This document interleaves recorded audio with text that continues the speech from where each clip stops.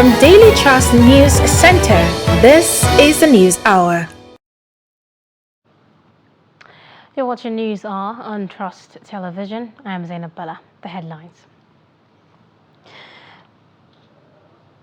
Gunmen invade mosque during prayers in Taraba, kill district head. Federal government releases 40,000 metric tons of grains to cushion effect of high food price. Group call for concerted efforts to prioritize street children. UK Prime Minister Boris Johnson and Rishi Sunak to be fined over lockdown parties. Hello and a warm welcome. Now, gunmen have attacked a mosque and killed a district head during prayers in Taraba State on Monday night. The incident occurred at Maisamari town in Sardauna local government area at about 7:25 p.m. Spokesperson of Taraba Police Command, DSP Usman Abdullahi, confirmed the incident but did not give details. It was gathered that the gunmen, many in number, attacked the mosque during prayers, which the district head of the town, Abdul Qadir Maisamari, was killed while others sustained injuries. A resident of the town, Musa Sule, told Daily Trust that residents were courageous enough to come out when the shooting started and gunmen escaped. He said nobody was abducted by the gunmen, adding that calm has returned in the town while the district head has been buried early on Tuesday morning. Still ahead, bandits have invaded Dorai village of Dus and Abba ward in Zaria local government area, killing one person and abducting a teenager. Reports say the bandits invaded the village at the early hours of Tuesday morning around 2 a.m. and went straight to the resident of their target, Abdullahi Ardu, and shot him dead. Recall that Dorai village had witnessed several bandit attacks in recent past, with many people being abducted, including the village head. It was the same village that some soldiers and a vigilante member were arrested for coming to collect ransom from the village head. The PPRO, Kaduna State Command, could not respond to calls for comment via his mobile phone as at the time of filing this report. A mass burial was held Monday for victims of the Sunday morning attacks by bandits on 4 villages in Plateau State. Reports say the bandits set over 100 houses ablaze and destroyed the telecom mast to make it difficult for the people to call for help. Plateau State Public Relations Officer ASP Uba Gabriel said more policemen had been drafted in the area but didn't give casualty figures. Meanwhile, Governor Simon Lalong, in a statement by his Director of Press and Public Affairs, Mike Simon, vowed to make it difficult for terrorists and other criminals to set their bases in any part of the state. He directed security forces in the state to go after the perpetrators of the dastardly act. He also directed the State Emergency Management Agency and the Peacebuilding Agency to immediately visit the areas, assess the situation, provide relief as well as trauma management to the people. Now, prosecution of Abdul Malik Tanko and 2 others into the alleged murder of 5-year-old Hanif Abubakar in Kano has been completed at State High Court in Audubak or Secretariat. The Prosecution Council say a total of 9 witnesses have so far been presented before the court and were thoroughly cross-examined by the Defense Counsel. Presiding Judge Justice Usman Abba adjourned the case to 9th and 10th May 2022 for the opening of defense. Our witness who testified on the last adjourned date was cross-examined today, and then we also brought in our last witness who also testified and was cross-examined, and then the matter has been adjourned to the 9th day of May, 9th and 10th day of May. They brought the 2 witnesses, the PW 7 and 8, and that led to deliberations as regards the tendering of a document which, for obvious reasons, once the court rules on that, you respect it, and we allowed it to go naturally. But we told them, apart from this bus stop, we'll meet somewhere. That's why we're taking the case very serious. You have to prove your case beyond reasonable doubt. That's why we're taking all this steps, because if we just take it for fun of it, then will be as if we're acting drama. And court is not supposed to be looked in that form. President Muhammadu Buhari has given approval for the release of 40,000 metric tons of various grains from the Strategic Grains Reserve to cushion the effect of high food prices in the country due to festive season. The Minister of Agriculture and Rural Development, Mohammed Abubakar, announced this on Tuesday at the presidential villa in Abuja after he was summoned by President Muhammadu Buhari. He said the Minister of Humanitarian Affairs, Disaster Management and Social Development would handle the distribution of 12,000 metric tons. And approve the release of grains from our strategic grain reserve by the Federal Minister of Agriculture and Rural Development. This is to cushion the effect of some of the issues we are facing with high prices of commodities across the country, and also to cushion this during these festivities, Ramadan, Easter, Salah, so that there will be a little cushion for the people during these festivities. Not just as the Federal Minister of Agriculture and Rural Development, but also that will be giving some of these grains also to the Humanitarian Ministry also to also do the same distribution. The grain is coming from our grain strategic reserve directed by Mr. President. In the first instance, 12,000 metric tons, and then we'll be releasing, instantly we'll start with about 12,000 metric tons. That will start, we'll hand over to the Humanitarian Ministry to do that, and then the Minister of Agriculture also and Rural Development will continue. So I think in all, there should be over 40,000 metric tons that will be released as we start the release of the grains. Elsewhere, small-scale farmers in Gombe State have decried over hike in the prices of animal feed in their area, calling for stringent measures to be taken in order to avert the situation they said is discouraging. Ibrahim Ismail tells us more. This animal feed joint is operating outside a cattle market along Gombe View Road. Small-scale farmers usually visit this joint to buy feed for their cattle. Prices of the commodity have skyrocketed, and small-scale farmers say they struggle to feed their animals. They specifically said a bag of livestock feed that cost 5,000 naira now goes for 8,000 naira. A measure of beans bran used to be 30 naira, but now it's 50 naira. A measure of maize bran was 100 naira, and now is 120. One bag of bean bran was 1,000 naira, but now it is 1,500 naira. Other bran that sold 2,500 naira is now 3,000. Honestly speaking, it's very cost compared to in those days. I rightly tell you, if before we don't buy this thing, we rather just throw it away. But now you must buy it. It's difficult to rear animals now, but we cannot do otherwise. We just have to. I'm encouraging the people to try as much as they could to rear one or two. It will help.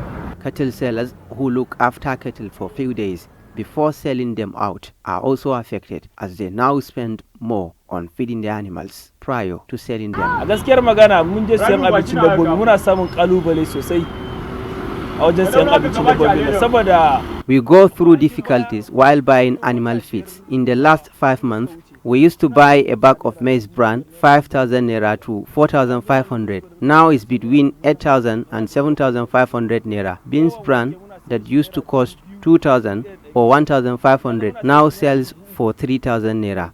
A bran of guinea corn that cost 1,000 is now up to 2,500. Therefore, if you buy an animal worth 50,000 naira and spend 10,000 naira to feed the animal, it must cost you 60,000 naira. So you must add 5,000 naira profit. It's difficult. Few years ago, rearing a small number of cattle was not difficult in northern Nigeria due to affordable animal feed. But today, this business is threatened due to high prices that the peasant farmer is gradually unable to afford. These stakeholders believe needs to be addressed by government and other stakeholders to ensure sustainability of small-scale cattle farming. From Gombe, Ibrahim Ismail reporting for Trust TV. And now in politics, the zoning and consensus arrangement in selecting candidates to fly the flag of political parties has been described as one of the transparent ways of choosing representatives without rancor. The Kwara State chapter of the People's Democratic Party is using this method to choose its aspirants for the next general election in the state. The report.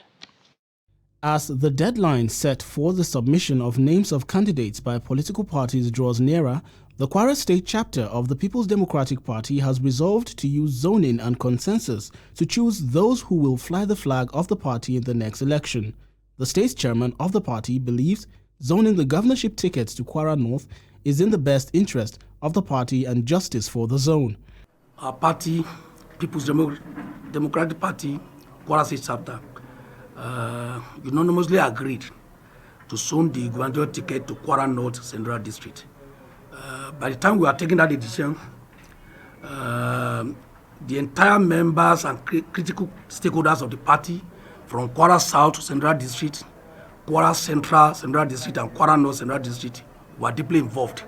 Both the leadership, the party executive, the youth wing, the women wing, we all agreed unanimously. The Kwara South zone of the party is towing same line as it is adopting consensus arrangement for the National Assembly and State Assembly seats. When the party guidelines was released, the leadership of this senatorial level brainstormed and resolved to adopt this consensus arrangement in picking our candidates. We further agreed to go for primary election wherever the consensus arrangement could not work. The senatorial elders look at the situation on ground and propose zoning arrangements for the National Assembly positions to the party leadership. The only thing I'm morally capable of saying here is to appeal. And to appeal to all our brothers and sisters for all levels, from assembly to rep to senate, so that to culminate into even Cuba. Those aggrieved by the decision of the party are being called upon to put the interest of the party first, since according to the party, no imposition took place, adding that collective interest was taken into consideration before arriving at the decision. Katsina State government says local council elections ended hitch-free. The Secretary to State Government, Dr. Mustafa Inuwa, commended the State Independent Electoral Commission for the success of the exercise. However, there was a delay in the commencement of the election in some polling units, and the state government accused the opposition of trying to sabotage the election. Jamil Mabay reports.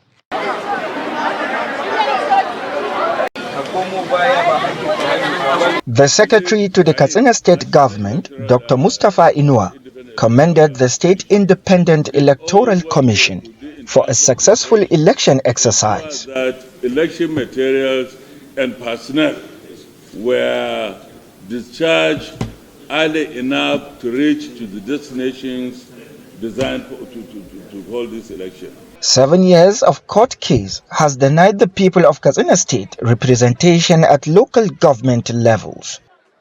Today, the long-awaited moment is unfolding, and the people once again lined up to vote in the local government chairmanship and councillorship election.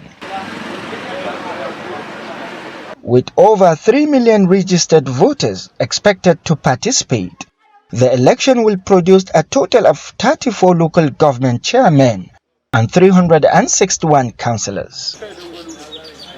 However, in some polling units, election materials were delayed and voters lamented. And here where I am, Modoji Primary School is my polling unit. I've been casting my vote in this polling unit for the past, I think, since from 1999 to date. Even though it's fasting time, it's not enough reason to say that people will not come out. Basically, if you can see the place, I've been in this place since I'm 7:15, but I didn't see anybody with anything to do with materials of the elections or anything like that.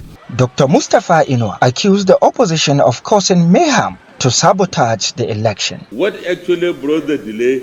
Well, like I said in Hausa, the PDP organized thugs in most of these places to ensure that election material from the local government headquarters ward do not reach this ward in time. We had to work with the security agencies to ensure that they were able to disperse these thugs brought into this local government office to ensure that election material and personnel move to the various polling units and so on. That's what actually caused the delay. Osman Nadada, who casted his vote hitch-free, commended officials for adequate preparation in Wakilin Kudu too. Frankly speaking, as you have seen, they have done quite a lot. There was no delay, and almost all the voting materials and the officers are on ground as early as 8:30. I've been here since 7 o'clock, and almost all the materials with the other officials are on ground. So the preparations is quite commendable. Trust TV observed massive turnout in some polling units within Katsina Metropoli. However, in the suburban areas, there were low turnout of voters in the area. Jamila Mabai, Trust TV News, Katsina. Now, the national chairman of the All Progressive Congress, Abdullahi Adamu, on Tuesday formally resigned from the Nigerian Senate as senator representing Nasarawa West Senatorial District. This was even as the newly elected Deputy National Chairman, Abubakar Kyari, also resigned as lawmaker representing Borno North District. The report. Senator Abdullahi Adamu and Senator Abubakar Kyari, in separate letters read by the President of the Senate, Ahmed Lawal, on the floor of the Senate this Tuesday, said their action became necessary following the emergence as National Chairman and Deputy National Chairman North of the ruling party, APC. Senator Adamu, until his election as National Chairman of the All Progressive Congress, chaired the Committee on Agriculture and Rural Development. Kyari, on the other hand, was the Chairman of the Committee on Federal Capital Territory. Distinguished Senator Dr. Abdullahi Adamu, CON, Turakin Kefi, Chairman, Senate Committee on Agriculture and Rural Development, Nasarawa West Senatorial District. Your Excellency, letter of resignation from the 9th Senate. I would utmost respect and appreciation informing you that consequent upon my victory as National Chairman at the just concluded convention of our great party, the All Progressives Congress, APC, on the 26th of March, 2022, I hereby formally resign as a Senator of the Federal Republic of Nigeria, representing Nasarawa West Senatorial District with effect from 1st April 2022. Recall that Senator Abdullahi Adamu emerged as the National Chairman of the All Progressive Congress at the 2022 National Convention of the party. In another development, Vice President Yemi Osinbajo on Tuesday evening hosted senators on the platform of the All Progressive Congress, APC, to iftar.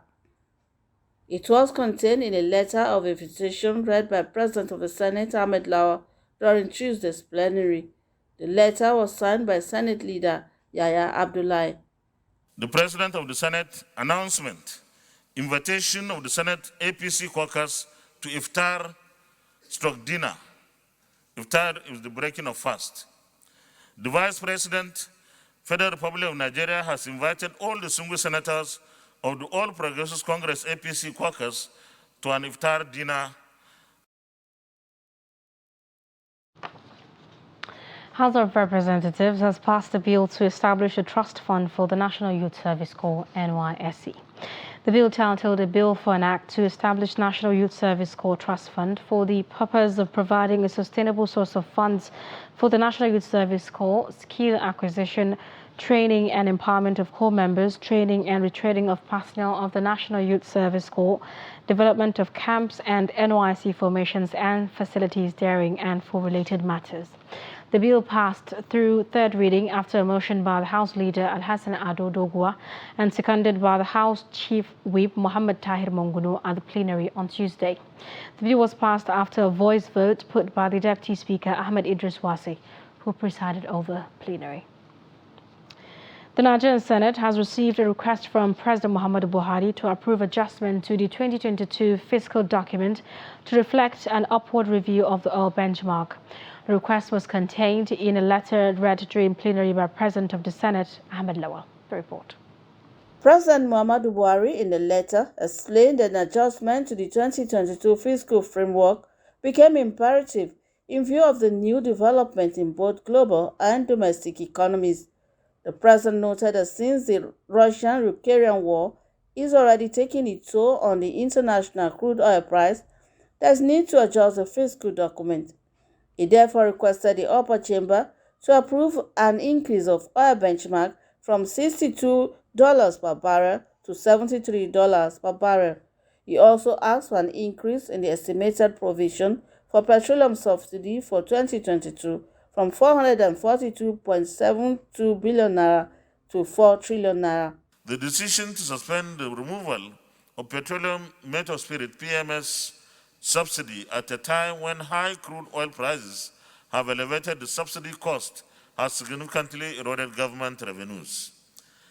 There is also the need to make adequate provisions for the recent enhancements of allowances for officers and men of the Nigeria Police Force to boost their morale as they grapple with heightened security challenges in the country. Following these developments, it has become necessary to adjust the fiscal framework and accordingly amend the 2022 Appropriation Act to ensure its successful implementation. President Buhari also asked for an over 60% cut in the upstream project from 352 billion naira to 152 billion naira. You're watching News Hour on Trust Television. Coming up, concern over locally made juice. Stay with us. To every politician, as the campaigns gain momentum and passions begin to rise, remember, the errors of your opponents do not make you a success. Do not run down your opponent and inflame passions to violence between and among your supporters. What counts is what you plan to do for the electorate and how you intend to relieve the sufferings and bring succor. Nigeria is in dire need of patriotic leaders at all levels. Leaders who will make national development their priority. Concentrate on telling the electorate what you intend to do when you get into office. Focus on making your vision clear to the electorate. Don't engage in verbal abuses, fake news or speeches. Keep dealing with issues that will bring progress. You win the hearts and minds of the people by being above board, by being civil, patriotic, and showing empathy. Let's join hands to make the 2023 elections peaceful. A message from the National Orientation Agency.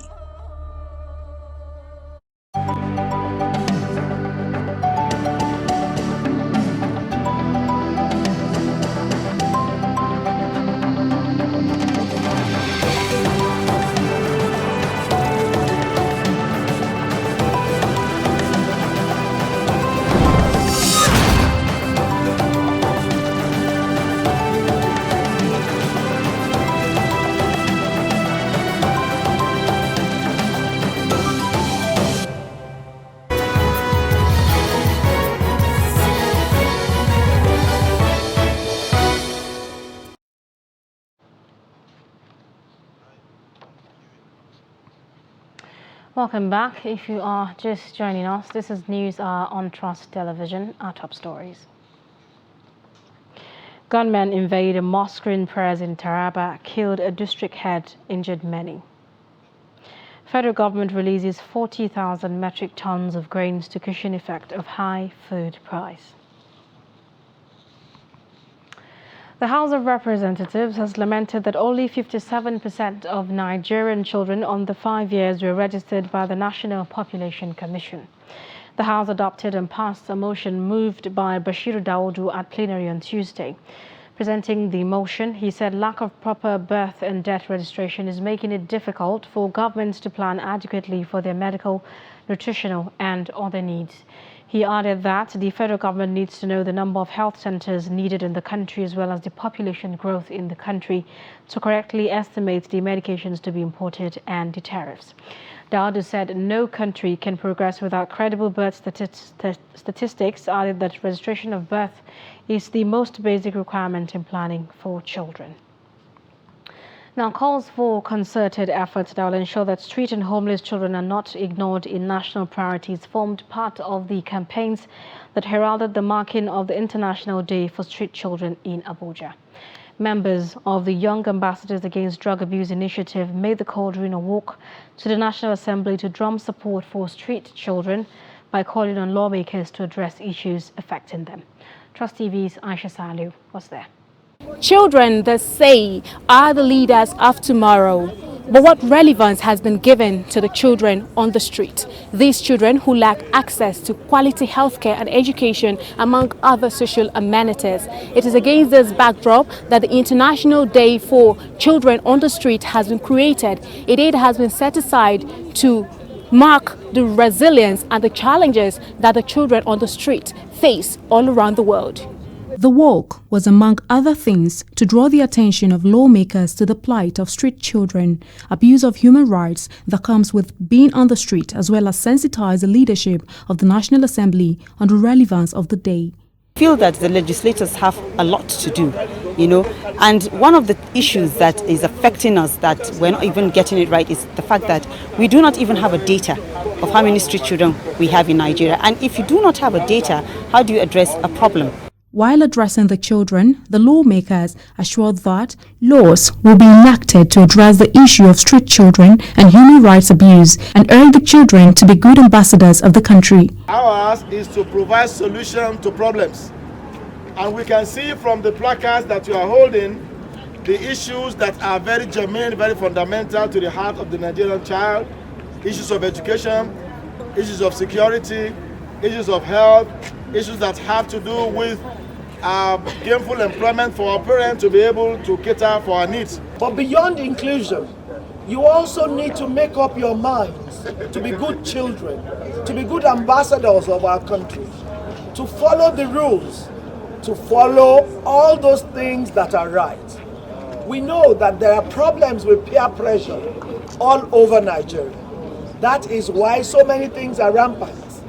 Rape, murder, kidnapping, all sorts, and now ritual murders. Children present equally noted that the experiences of street children could make or break their personalities, which will ultimately affect the society as a whole. Lawmakers at the National Assembly here in the Federal Capital Territory and other relevant stakeholders are promising social inclusion to these street children, among other demands that they are asking for. And they also say that there would be elimination and total eradication of the street children in the country.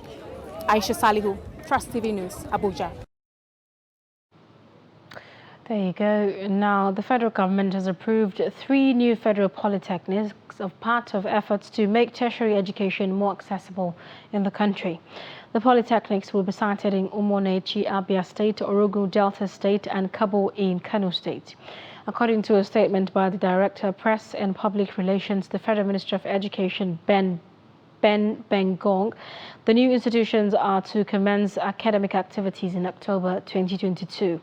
This brings the number of federal polytechnics in the country to 36.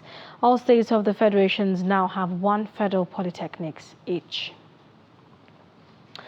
Now, the consumption of locally made juice in Kano State, especially during Ramadan, is widespread and may often affect people's health, as these drinks rarely pass through the required scrutiny of regulators. In this report, Trust TV correspondent Idris Jibril examines the implication of consuming locally made soft drinks and juice. His report. Usually at iftar, many people prepare to use something cold to break their fast. And this kind of locally made soft drink or concentrated juice may just be fine, especially among low-income earners. You know, the situation we are in now is a kind of situation that requires people to take a lot of water, especially you can see that it's Ramadan fast.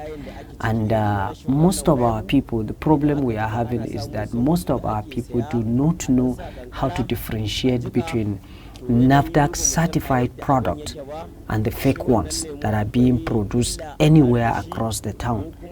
Kuma mutum ya sha ruwa yana so ya samu wani abu mai dan galmi-galmi da zai sanyaya masa zuciyarsa. Actually, the reason why people are going for this concentrated or locally made soft drink is because of the situation the whole society is in.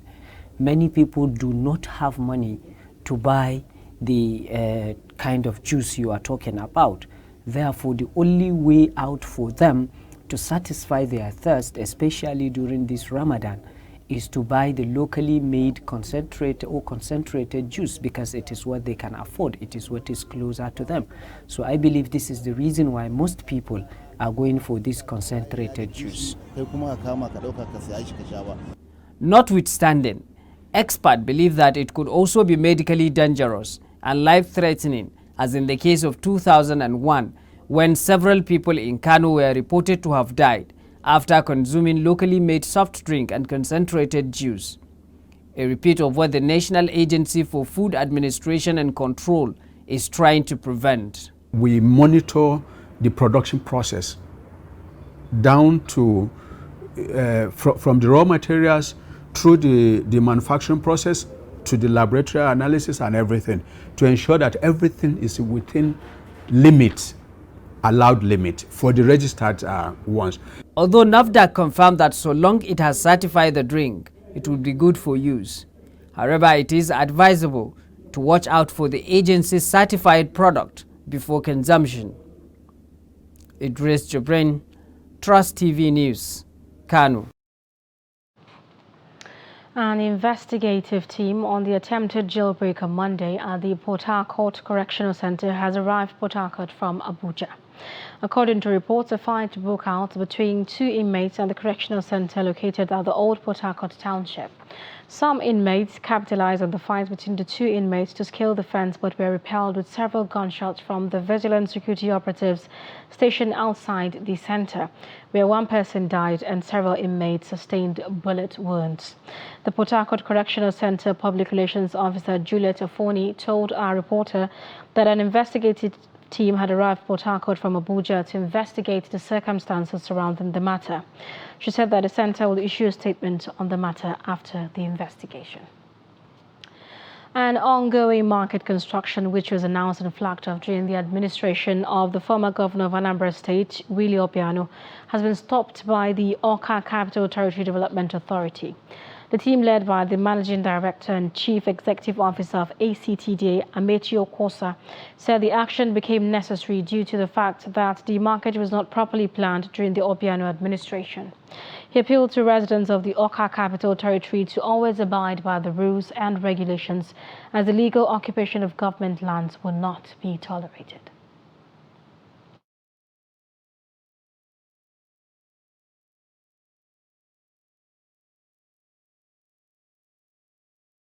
Been there for the past 16 months, a year and 4 months. 16 months.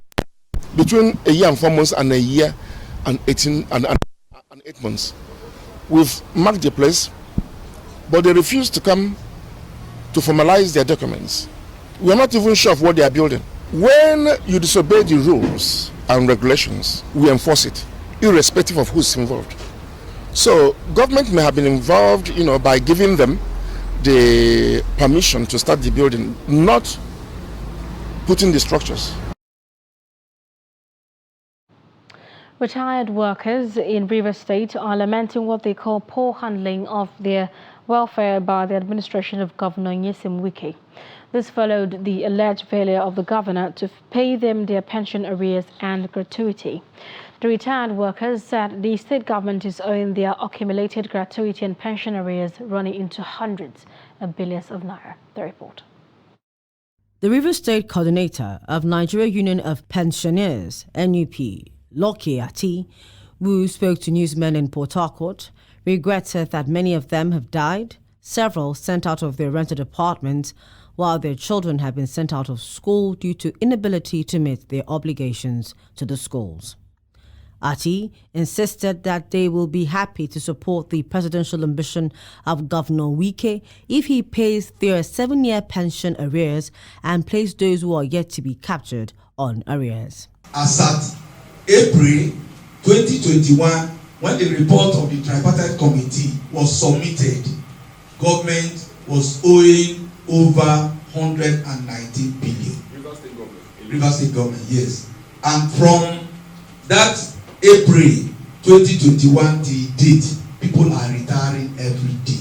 Also speaking, another retired worker, Queen Okuba, said she stayed for years before she was paid her monthly pension but had been owed gratuity for 42 months.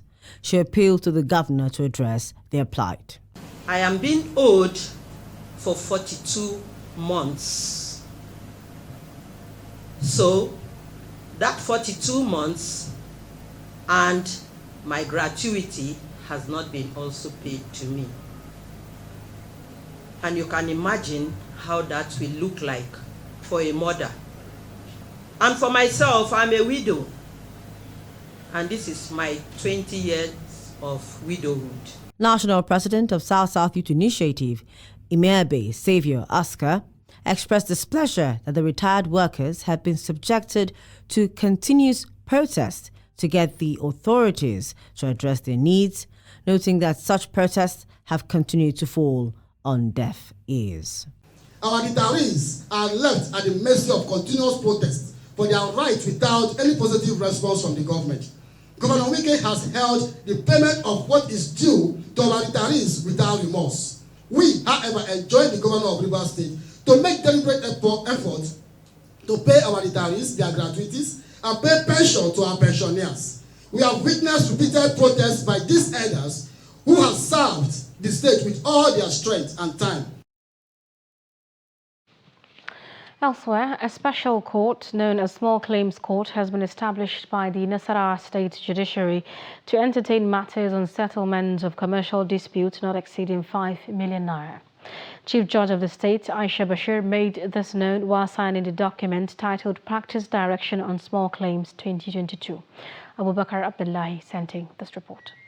The establishment of the Small Claims Court by the Nasarawa State Judiciary is to enhance speedy resolution of commercial disputes and debt recovery, and is expected to be handled by the State Customary Court. Speaking shortly after signing of the document titled Practice Direction of Small Claims 2022, Justice Aisha Bashir said introducing Small Claims Court in the State Judiciary is in line with her commitment to administering justice to the common man in the society. This issue of Small Claims Court has been something that been agitating my mind ever since I was just a judge, because we have petitions, complaints from farmers and not solely trained members of society who are being shortchanged by the police, and now he said the defense corps. I agree with him.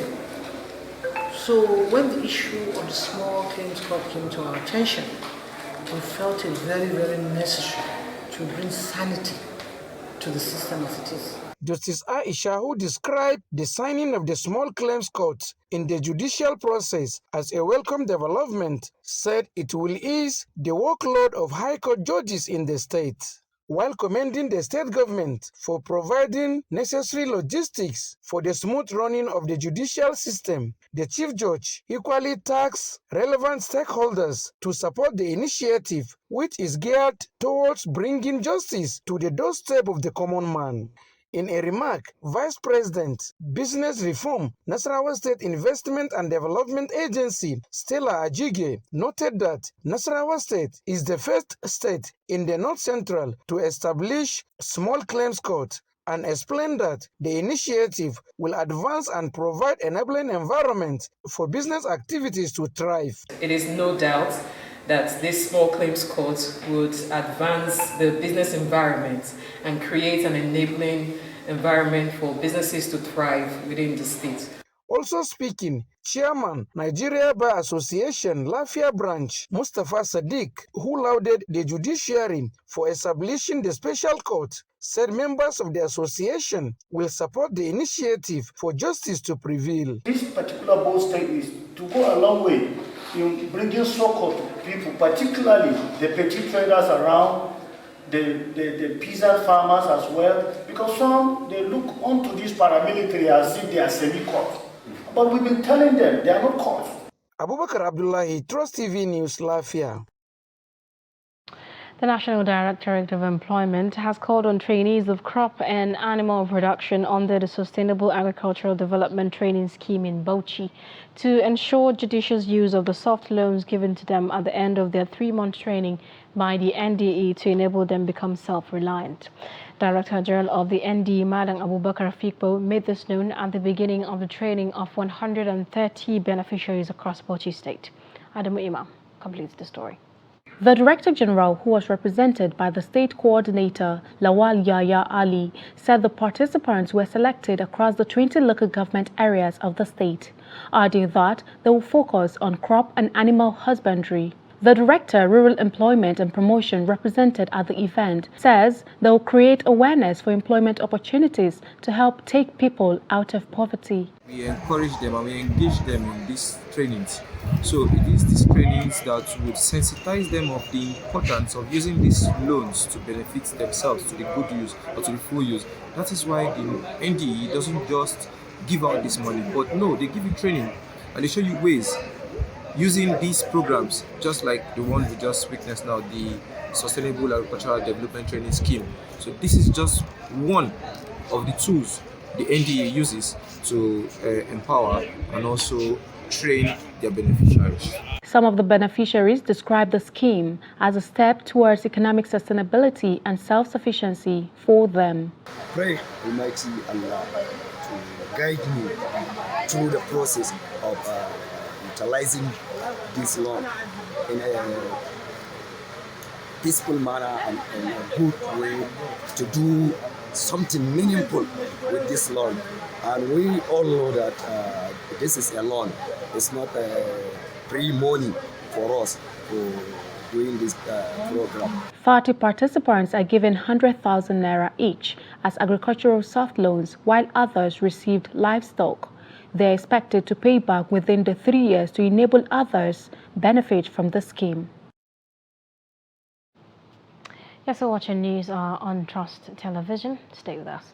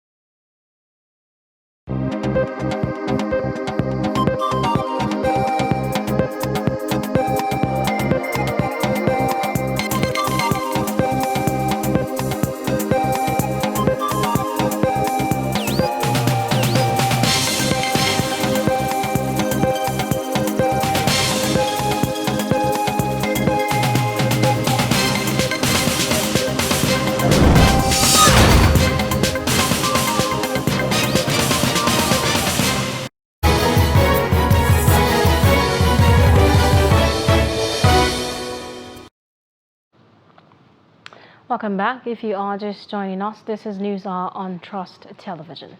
Moving on, the federal government has declared Friday, April 15th and Monday, 18th, 2022 as public holidays to mark the Easter celebrations. The Minister of Interior, Rauf Aregbesola, in a statement on Tuesday, urged Christians to emulate the attributes of sacrifice, togetherness, forgiveness, kindness, love, peace, and patience, which were the attributes and practices of Jesus Christ as exemplified by his ministry on earth. He called on Christians and all Nigerians alike to use the occasion of this year's Easter celebration to pray for an end to the security challenges bedeviling the country.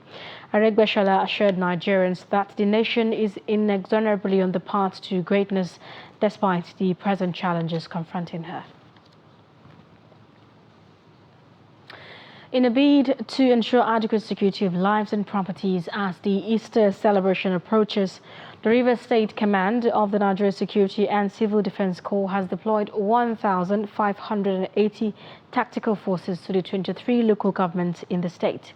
The State Commandant, Abu Tambor, while briefing the officers and men at the command headquarters in Port Harcourt, charged the personnel to discharge their duties with utmost diligence, alertness, and professionalism.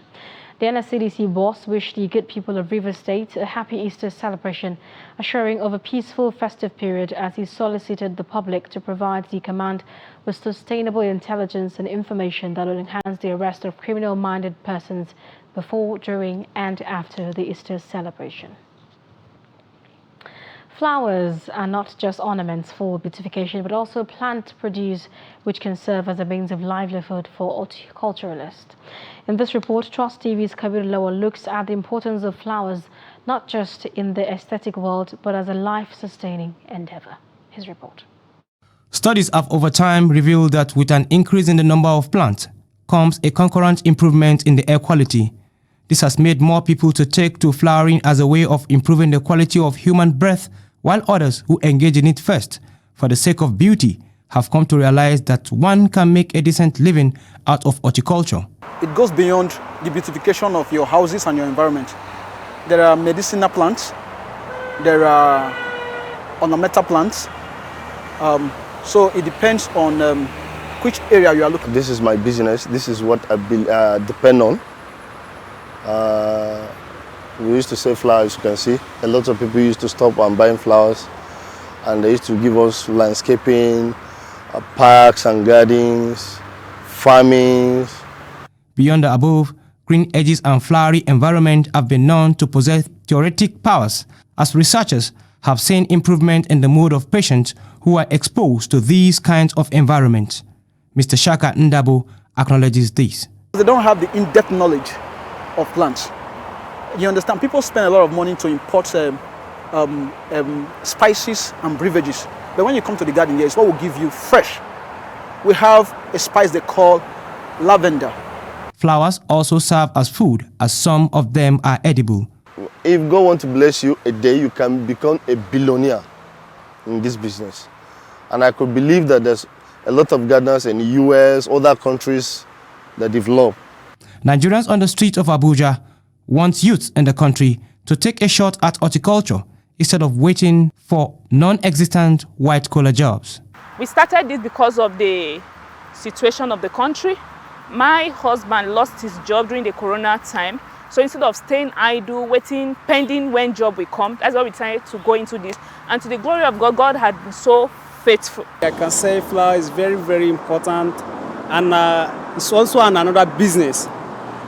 And I also advise my brothers, especially we northern youth, especially northern youth, I would like to advise them because we like to stay jobless. As you can see, the importance of flower in our society cannot be overemphasized. While some are being used for decorations in also mosques and churches and even houses, in Abuja, Kabir Lawal, Trust TV News. Very interesting indeed. Flowers are beautiful. Now, the federal government announced earlier this month that from June this year, 2 million Nigerians will receive almost 20 billion in basic and conditional cash transfers through the National Cash Transfer Program. However, the move has raised the eyebrows of a few Nigerians. Chamunda Beng speaks to legislative and policy expert Chibuzo Okereke to gain more perspective on the matter. Been about implementation. I know people have also argued that 5,000 is not something that can even sustain anybody. So what I think is that there should be a clear policy direction towards this. What does this mean? For how long are you going to pay 5,000? What is the criteria for selecting those that will participate, or benefit from the process? Because if you are not clear, if you're going to pay 5,000 once to somebody, for me, is a waste of resources, right? And also, why I kind of believe that social safety net is critical is because the government has failed the people. So anything that could find its way to the people direct must be supported. But again, it should be properly designed. It should also focus beyond giving them those stipends. There are some other things that are important in their lives, right? So that we are not being cosmetic, we are not being just political, we are not just being impressionable. We want to do something that produces the right result. Some of them, they need education, they need food, right? They need, health. In the villages, the health coverage is not working, right? They need other important social amenities. They need water, they need light, they even need skill. The 5,000 naira cash transfer to 20 million Nigerians was supposed to be in response to the removal of petroleum subsidy, also scheduled for June this year. If the removal of subsidy is on hold, why is the conditional cash transfer going ahead? The political period, and of course, we have seen in the past where trade and money and all that were done, shown and all that, just ahead of election. But again, I always believe that we should look at things dispassionately and objectively. It will be wrong for us to continue to run a government that thinks about winning formula. What are we going to do to be accepted by the public temporarily? Then after the election, the people continue to suffer. Aside from this program, the federal government provides cash assistance to disadvantaged and vulnerable households on a regular basis through its cash transfer scheme under the Social Investment Program. Chamun Dabeng, Trust TV News, Abuja. And on the foreign scene, Prime Minister Boris Johnson will be fined by the police for attending a birthday party thrown for him during a COVID lockdown. Number 10 confirmed he would receive the fixed penalty notice for going to the hour-long gathering in the Cabinet Room on 19th June 2020. Chancellor Rishi Sunak and the PM's wife, Carrie Johnson, have also been notified they'll get fines. It comes as part of a Met investigation into illegal parties in Downing Street. The Metropolitan Police is looking into 12 alleged law-breaking gatherings across Whitehall. And in sports, Chelsea and Real Madrid play 4-4 on aggregate in second leg. Now let's join Adeni Ajishafe for more on sports.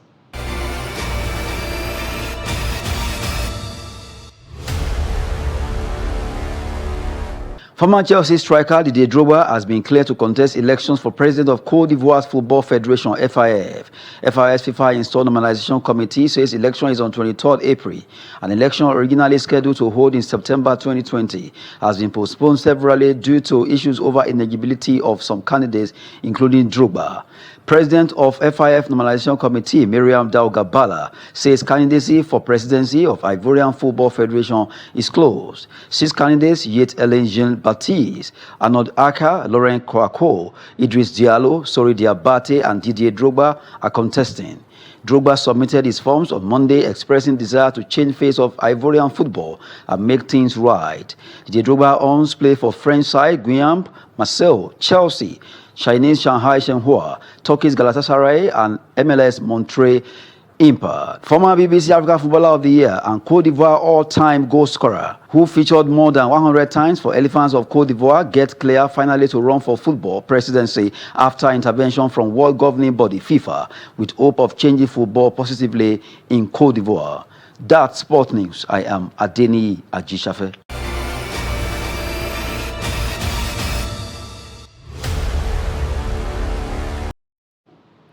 There you go, and that's it on News Hour. Do not forget to follow us across all our social media platforms. I'm Zainab Bala. It's been a pleasure, and do have a lovely night rest.